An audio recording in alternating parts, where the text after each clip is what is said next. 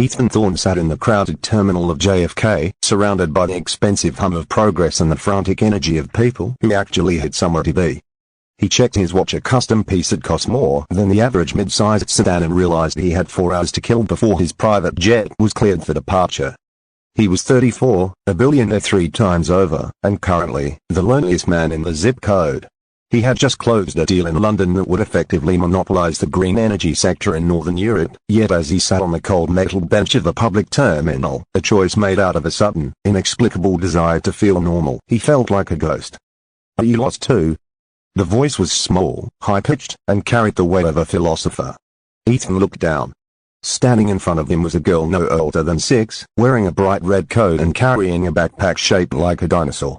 Her hair was pulled into 2 messy pigtails, and her eyes were a piercing, honest blue. Ethan managed a stiff smile. "I don't think so, kiddo. I'm just waiting." She tilted her head, studying Ethan with an intensity that made him feel exposed.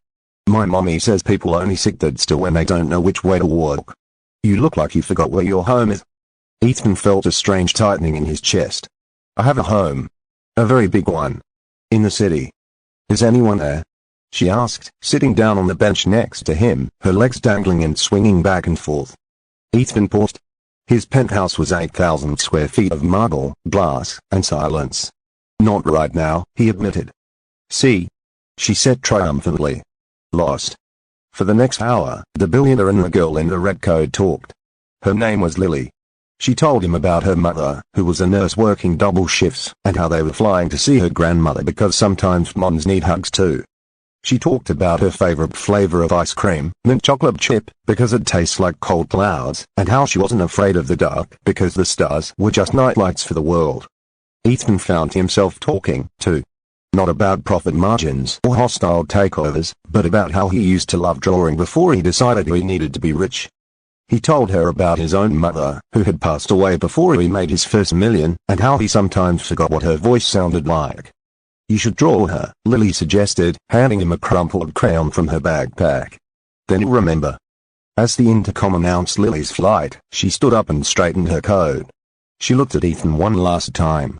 "Are you still lost?" Ethan looked at the crayon in his hand, then at the bustling crowd. For the first time in a decade, the emmer of his success felt heavy and unnecessary.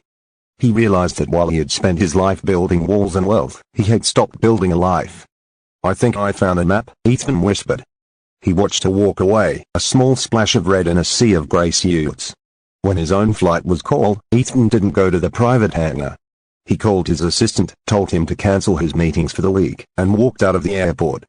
He didn't need a jet to get where he was going. He just needed to go home, the kind of home Lily talked about. The